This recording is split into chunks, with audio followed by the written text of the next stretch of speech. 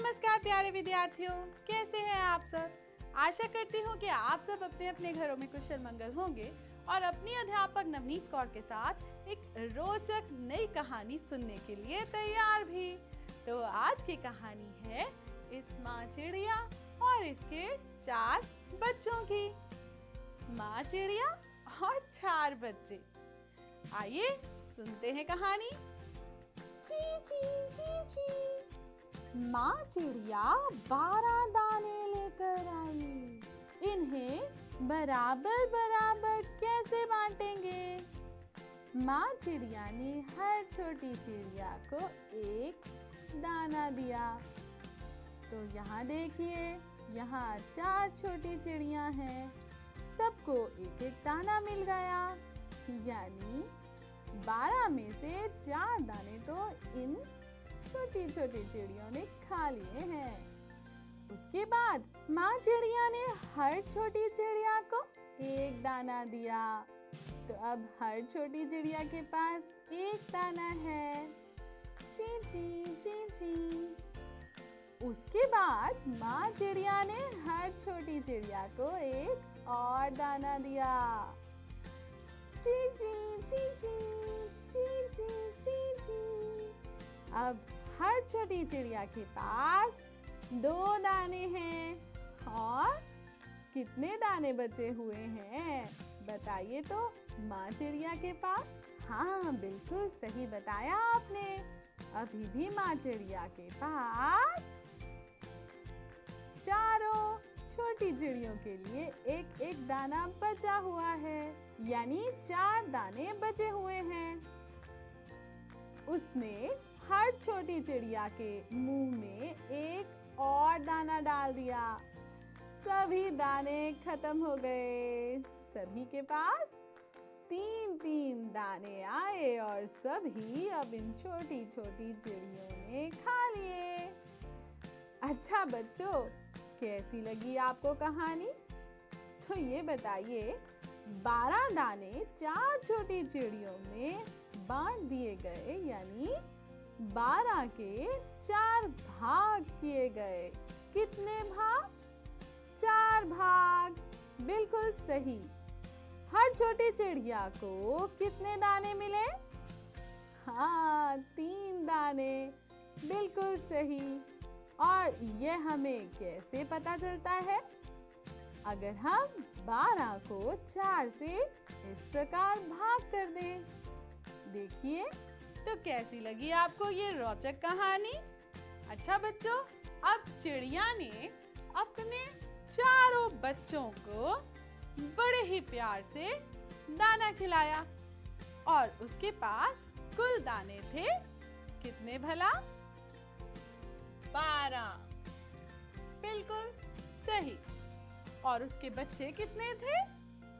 जी हाँ, 4। अब चिड़िया के 4 बच्चे हैं, तो यहाँ पर जब बांटना होता है, जिसे बांटना है हम उसे बीच में लिख लेते हैं, ऐसे निशान के बीच में।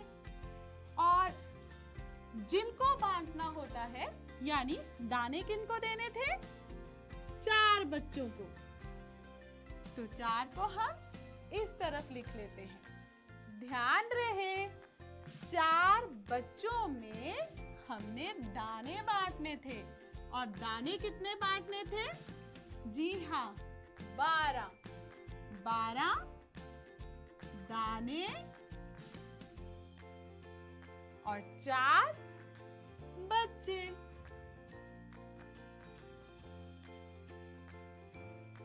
तो चिड़िया के इन 4 बच्चों में हमने 12 दाने बांटने थे। आइए देखते हैं, इसे समझने के लिए यहाँ पर है हमारे पास 12 दाने।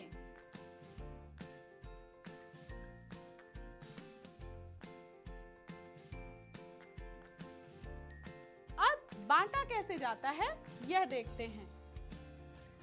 याद रहे, बच्चे 4, दाने 12। अब हम इसे हटा देते हैं क्योंकि ये तो हमारे बस याद रखने के लिए था।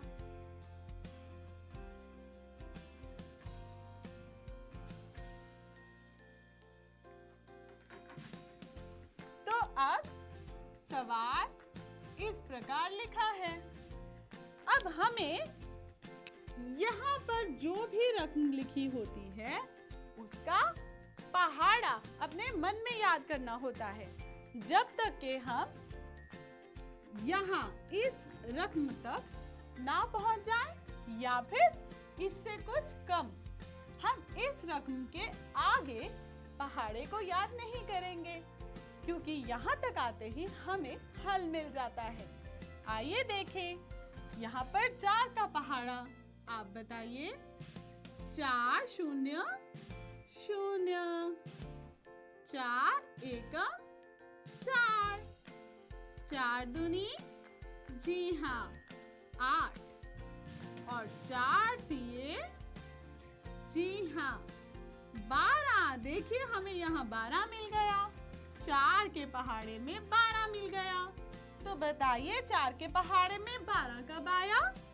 जी हाँ 3 से। जब हमने 4 को 3 से गुना किया तब हमें 12 प्राप्त हुआ। इसलिए अब हम इस सवाल पर वापस आ जाते हैं। तो अब जिसके साथ गुना कर कर हमें 12 प्राप्त हुआ 4 के पहाड़े से, हम वह रकम यहाँ लिखते हैं।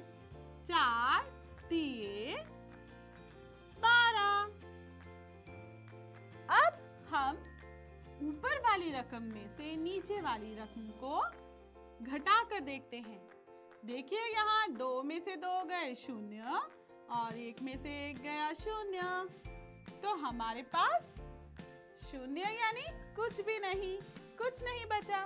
इसका मतलब यहाँ पर अगर हम ध्यान दें तो 3 लिखा है। तो इसका अर्थ क्या हुआ कि चारों बच्चों को अगर 3-3 दाने चिड़िया इकट्ठा भी दे देती तब भी 12 के 12 दाने बराबर चारों बच्चों में बट जाते। अब ये हमने क्यों किया? देखिए, इसलिए ताकि इतनी मेहनत हमें बार बार ना करनी पड़े। एक एक दाना देकर फिर देखना दोबारा कितने बचे, फिर से बांटना, फिर देखना कितने बचे और फिर से बांटना। ऐसे तो बहुत मुश्किल हो जाएगी जब बहुत सारी चीजों को बांटना होता है। तो कैसे बांटे? ऐसे बांटे। तो चलिए अब आगे बांट कर देखते हैं। अच्छा बच्चों, यहाँ देखो, गप्पू के पास 3 प्लेट जलेबी है। हर प्लेट में जलेबियों की संख्या अलग अलग है। मुंह में पानी आ रहा है। बिल्कुल सही। जरा प्लेट अ की तरफ ध्यान दीजिए, कितनी जलेबियां हैं? जी हाँ, बस एक ही जलेबी। और प्लेट बी में देखिए तो जरा, यहाँ पर तो 5 जलेबियां पहले से मौजूद हैं। अच्छा, अब यहाँ देखिए प्लेट स में कितनी जलेबियां हैं? जी हाँ, बिल्कुल सही, 3 जलेबियां हैं। अब ऐसा कीजिए कि नीचे दी गई प्लेटों में जलेबी बनाइए इस तरह के हर प्लेट में जलेबियों की संख्या बराबर बराबर हो। तो क्या आप ऐसा कर सकते हैं? देखिए, प्लेट अ में 1 जलेबी है और प्लेट स में 3, और प्लेट ब में सबसे ज्यादा, यानी प्लेट ब में से हम जलेबियां निकाल सकते हैं, है ना, प्लेट अ के लिए। और प्लेट स में 3 जलेबियां हैं, तो क्यों ना सबसे पहले हम 2 जलेबियां प्लेट ब में से निकाल कर देखें, ताकि प्लेट अ में कम से कम 3 जलेबियां हो जाएं। और उसके बाद अगर प्लेट ब में अधिक जलेबियां होगी तो हम उनको भी बांट देंगे। आइए कर देखते हैं। ये है प्लेट ब और ये निकाली मैंने 2 जलेबियां और डाल दी प्लेट अ में। यहाँ हो गई 3। अरे, प्लेट स में तो 3 जलेबियां पहले से ही थी और प्लेट ब में 5 में से 2 जलेबियां निकालते ही यहाँ भी 3 ही जलेबियां रह गई। अब तो तीनों प्लेटों में बराबर जलेबियां हैं, तो ये बिल्कुल सही हो गया। अब मजे से मैं और मेरे दोनों दोस्त ये बराबर जलेबियां खाने जा रहे हैं। तो रुकिए जरा, हम अभी आए। अच्छा चलिए, पहले ये बताइए कि कुल मिलाकर यहाँ पर कितनी जलेबियां थी? जी हाँ, बिल्कुल सही बताया आपने। 9 जलेबियां थी। हर प्लेट में कितनी जलेबियां थी याद कीजिए। पहले अ प्लेट में 1, ब प्लेट में 5 और प्लेट स में 3 जलेबियां थी। अरे यह किसकी आवाज है? मुझे तो बंदरों की लग रही है। हाँ, बंदर ही तो हैं। हाँ, ये देखिए कितने बंदर हैं यहाँ। जी हाँ, 3 बंदर हैं यहाँ। और यहाँ पर 6 केले भी हैं। अच्छा बच्चों, अगर वे केलों को आपस में बराबर बराबर बांटते हैं तो हर बंदर को 2 केले मिलेंगे, क्योंकि बंदर हैं 3 और केले हैं 6। 2 3 6 है ना। आइए आगे समझते हैं इसे। 6 केलों के 3 बराबर भाग कैसे होंगे? जी हाँ, जब 2 केले हर भाग में रह जाएंगे। 2 यहाँ देखिए 4 और ये 6, कुल मिलाकर 6। 2 2 के 3 जोड़े बन गए 6। तो ये करने के लिए हमने क्या किया? जी हाँ, 6 को अंदर रखा, 3 को बाहर रखा और भाग कर कर देखा। 3 दूनी 6। और अब नीचे क्या बचा? 6 में से 6 गए तो कुछ नहीं बचा, यानी ये 6 केले 3 बंदरों में बराबर बराबर बट गए और हर एक बंदर को 2 केले मिल गए। है ना आसान? अच्छा, अगर केले 6 हो और 2 बंदर हो तो हर बंदर को 3 केले मिलेंगे। ऐसा सही है? हाँ, सही है। 6 केले 2 से भाग करके देखेंगे, क्योंकि अब बंदर 3 नहीं 2 हैं। तो 2 के पहाड़े में 6 कब आया? जी हाँ, 2 3 6। तो केले हर भाग में ऐसे बढ़ जाएंगे। हम 6 केलों को अंदर लिखते हैं, 2 को यहाँ बाहर लिखते हैं और 2 के पहाड़े में देखते हैं 6 कब आया? 2 3 6। अब 6 में से 6 गए तो क्या बचा? कुछ भी नहीं। देखा, हमने सही बताया था। लिखकर भी तो बिल्कुल वही उत्तर आया। अच्छा बच्चों, अगर 60 केले हों और 2 बंदर, तो हर बंदर को कितने केले मिलेंगे? आप हैरान हैं? 60 तो बहुत बड़ी रकम है आपके लिए बांटने के लिए, है ना? इतने सारे केले आप कैसे बांटेंगे? तो आइए कर कर देखते हैं। चलो बच्चों, इस सवाल का हल करने के लिए मेरा साथ दो। मुझे बताओ, बंदर 2 हैं और केले 60, तो इस निशान के अंदर यहाँ पर क्या लिखूं? हाँ, 60। बिल्कुल सही। जिस चीज को हमें बांटना है उसका नंबर। कुल मिलाकर कितने केले हैं? 60।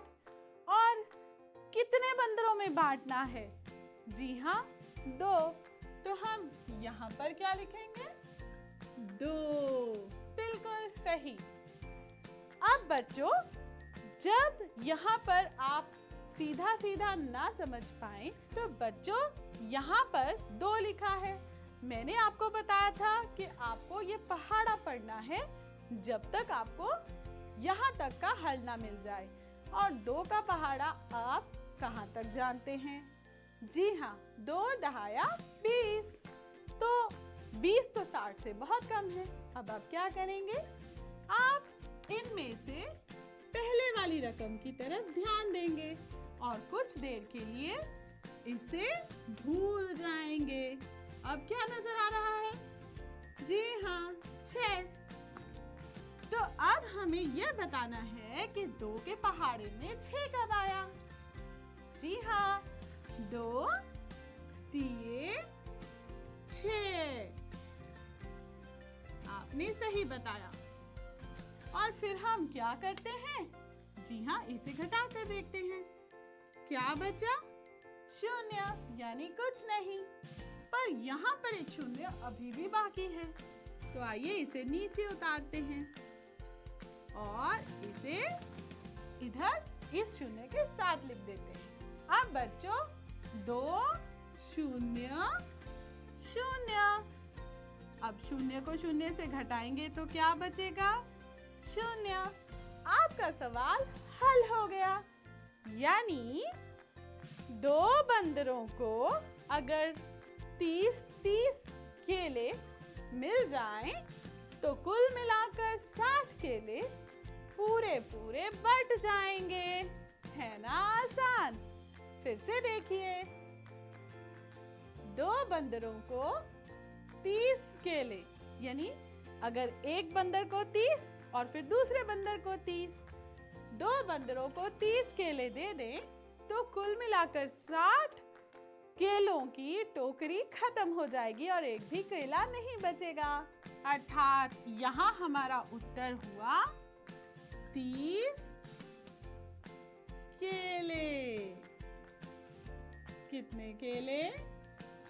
जी हाँ, 30 केले। बच्चों, 5 दोस्तों को सड़क पर जाते हुए 5 रुपए के 10 सिक्के मिले।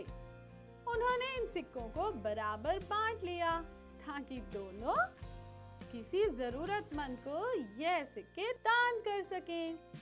हर दोस्त को 10 रुपए मिले। तो बताइए कैसे? इस प्रकार हम कह सकते हैं कि 5 दोस्तों को दान करने के लिए 10-10 रुपए मिल गए। अच्छा, अगर 10 रुपए के 16 नोट हो और 4 दोस्तों में बांटने हो, तब क्या करेंगे आप? बताइए तो जरा। जी हाँ, 16 को 4 से भाग कर दीजिए। क्या उत्तर आया? 4। बिल्कुल सही। और अगर 4 को 10 से गुना करेंगे तो? जी हाँ, 40। इस तरह उनमें से हर दोस्त को कितने रुपए मिलेंगे? आप बताइए।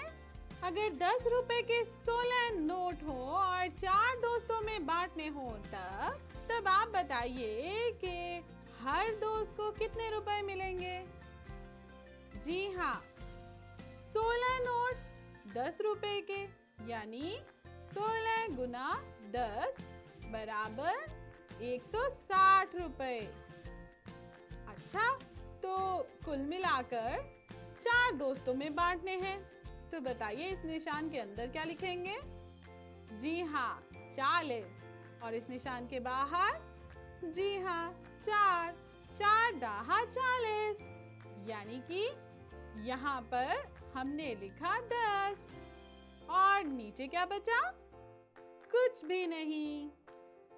इसका मतलब चारों दोस्तों को कितने कितने रुपए मिले? जी हाँ, 40-40 रुपए। अच्छा बच्चों, 5 दोस्तों को 100 रुपए मिले। अगर वे इसे बराबर बराबर भाग में बांटते हैं तो उनमें से हर एक को कितने पैसे मिलेंगे? बताइए तो जरा, लगाइए तो जरा ये अंदाजा। जी हाँ, बिल्कुल सही, 20-20 रुपए। कैसे पता चला? इस निशान के अंदर लिखेंगे जी हाँ 100 रुपए, क्योंकि ये हमें बांटने हैं। और इस निशान के बाहर इस जगह पर हम क्या लिखेंगे? तो इस निशान के अंदर क्या लिखेंगे? जी हाँ 100, क्योंकि 100 रुपए बांटने हैं। और यहाँ पर बाहर जी हाँ 5। तो अब देखिए क्या करेंगे आप? 100 तक तो आप नहीं जानते, आप पहली 2 रकमों को देखिए। 10, 5 की पहाड़ी में 10 कब आता है? जी हाँ 5 दूनी 10। अब यहाँ क्या बचा? 0। और यहाँ जो ऊपर 0 बाकी है इसे नीचे ले आइए। और 5 के पहाड़े में 0 कब आया? जी हाँ 5 0 0। तो यहाँ पर आप 0 लिख दीजिए। अब देखिए आपका उत्तर क्या आया? जी हाँ, सही जवाब 20। यानी पांचों दोस्तों को 20-20 रुपए मिलेंगे। अच्छा दोस्तों, अब आपने ये तो सीख लिया कि किस प्रकार हम चीजों को बराबर बराबर बांट सकते हैं। तो क्यों ना आपको ये अवसर मिले कि आप अपने आसपास पड़ी हुई चीजों को देखें, समझें और उन्हें भी बराबर बांटने की कोशिश करें। जैसे मान लीजिए आप अपने घर में 3 बहन भाई हैं कुल मिलाकर। अब ये तीनों बच्चों में कितनी रोटियां बराबर बंटनी चाहिए? अगर मम्मी ने 15 रोटियां बनाई हो तो बताइए। सोच में पड़ गए। यानी अब आप उस निशान में अंदर 15 लिखेंगे, बाहर 3 लिखेंगे और इस सवाल को हल करेंगे। तो इस प्रकार अपने आसपास मौजूद चीजों को बराबर बराबर बांट कर देखिए।